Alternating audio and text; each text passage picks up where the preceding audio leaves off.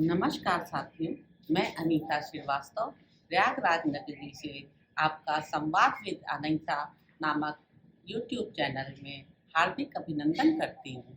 श्रीमद् वाल्मीकि रामायण में आज का प्रसंग है ब्रह्मा जी का भगीरथ की प्रशंसा करते हुए उन्हें गंगा जल से पितरों के तर्पण की आज्ञा देना और राजा का वह सब करके अपने नगर को जाना। गंगा अवतरण के उपाख्यान की महिमा। श्री राम इस प्रकार गंगा जी को साथ लिए राजा भगीरथ ने समुद्र तक जाकर रसातल में, जहाँ उनके पूर्वज भस्म हुए थे, प्रवेश किया।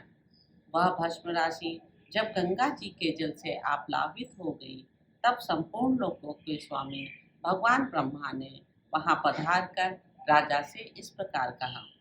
नरश्रेष्ठ, महात्मा राजा सगर के 60,000 पुत्रों का तुमने उद्धार कर दिया। अब वे देवताओं की भांति स्वर्गलोक में जा पहुंचे। भूपाल, इस संसार में जब तक सागर का जल मौजूद रहेगा, तब तक सगर के सभी पुत्र देवताओं की भांति स्वर्गलोक में प्रतिष्ठित रहेंगे। ये गंगा तुम्हारी भी ज्येष्ठ पुत्री होकर रहेंगी और तुम्हारे नाम पर रखे हुए भागीरथी नाम से इस जगत में विख्यात होंगी। त्रिपथगा, दिव्या और भागीरथी, इन तीनों नामों से गंगा की प्रसिद्धि होगी। ये आकाश, पृथ्वी और पाताल तीनों पथों को पवित्र करती हुए गमन करती हैं, इसलिए त्रिपथगा मानी गई हैं। नरेश्वर महाराज, अब तुम गंगा जी के जल से यहाँ अपने सभी पितामहों का तर्पण करो और इस प्रकार अपनी तथा अपने पूर्वजों द्वारा की गई हुई प्रतिज्ञा को पूर्ण कर लो। राजन, तुम्हारे पूर्वज धर्मात्माओं में श्रेष्ठ महायशस्वी राजा सगर भी गंगा को यहाँ लाना चाहते थे, किंतु उनका यह मनोरथ पूर्ण नहीं हुआ। वत्स, इसी प्रकार लोक में अप्रतिम प्रभावशाली, उत्तम गुण विशिष्ट, महर्षि तुल्य तेजस्वी, मेरे समान तपस्वी तथा क्षत्रिय धर्मपरायण राजश्री अंशुमान ने भी गंगा को यहाँ लाने की इच्छा की, परंतु वे इस पृथ्वी पर उन्हें लाने की प्रतिज्ञा पूरी न कर सके। निष्पाप महाभाग, तुम्हारे अत्यंत तेजस्वी पिता दिलीप भी गंगा को यहाँ लाने की इच्छा करके भी इस कार्य में सफल न हो सके।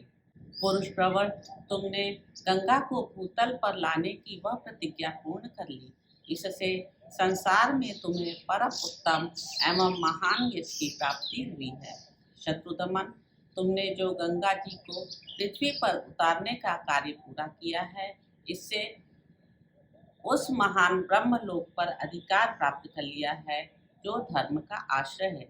नरश्रेष्ठ, पुरुष प्रवर, गंगा जी का जल सदा ही स्नान के योग्य है। तुम स्वयं भी इसमें स्नान करो और पवित्र होकर पुण्य का फल प्राप्त करो। नरेश्वर, तुम अपने सभी पितामहों का तर्पण करो, तुम्हारा कल्याण हो। अब मैं अपने लोक को जाऊंगा, तुम भी अपनी राजधानी को लौट जाओ। ऐसा कहकर सर्व लोक पितामह महायशस्वी देवेश्वर ब्रह्मा जी जैसे आए थे, वैसे ही देवलोक को लौट गए।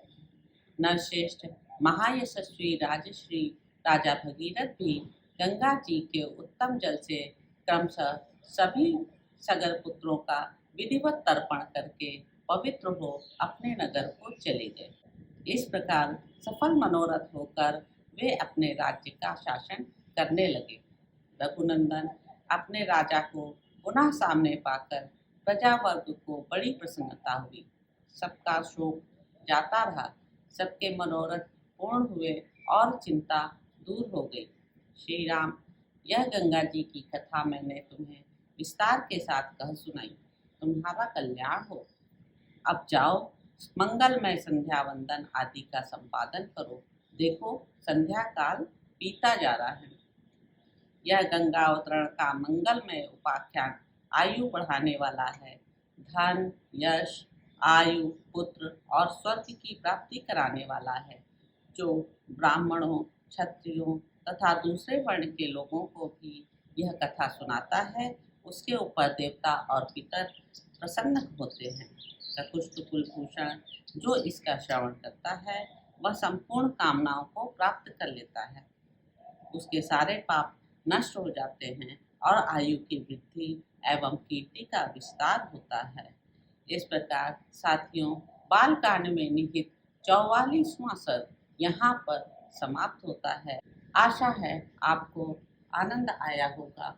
यदि आप मेरे इस प्रयत्न से जरा भी प्रसन्न हैं तो मेरे चैनल को लाइक करें, शेयर करें, सब्सक्राइब करें।